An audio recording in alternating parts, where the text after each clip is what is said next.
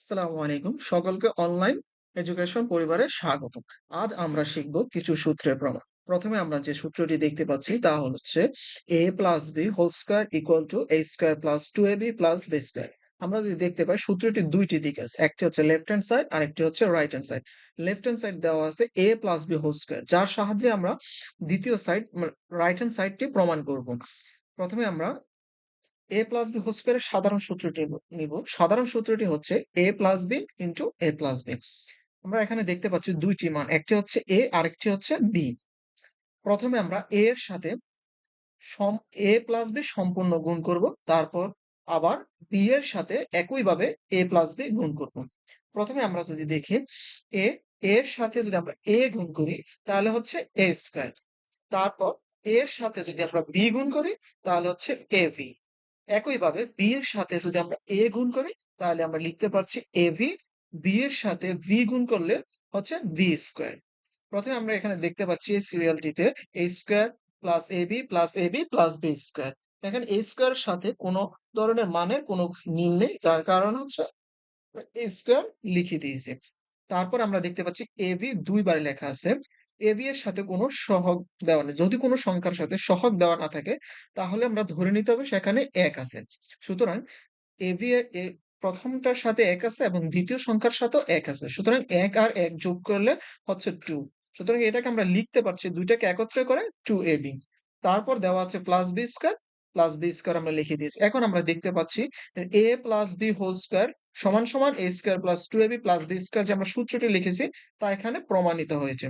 তারপর আমরা যাব দ্বিতীয় সূত্রে। আমাদের দ্বিতীয় সূত্রটি দেওয়া আছে a plus B whole square সমান সমান a square minus 2ab plus b square. এখানেও দুইটি দিক দেওয়া আছে। প্রথম দিকটি হচ্ছে a minus b whole square এবং দ্বিতীয় দিকটি হচ্ছে a square minus 2ab plus b square.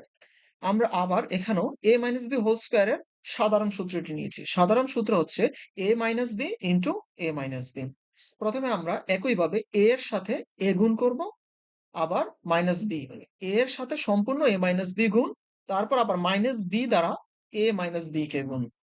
এখানে আমরা দেখতে পাচ্ছি এ এর সাথে প্লাস দেওয়া আছে এবং বি এর সাথে মাইনাস দেওয়া আছে। এখানে একটি বিষয় আগে থেকে আমাদের জেনে নিতে হবে, যদি কোনো সংখ্যার সাথে মাইনাস এবং কোনো সংখ্যার সাথে প্লাস থাকে সেক্ষেত্রে যদি আমরা গুণ করতে যাই তাহলে প্লাসে মাইনাসে গুণ করার ফলে মাইনাস হবে এবং মাইনাসে মাইনাসে গুণ করার ফলে প্লাস হবে।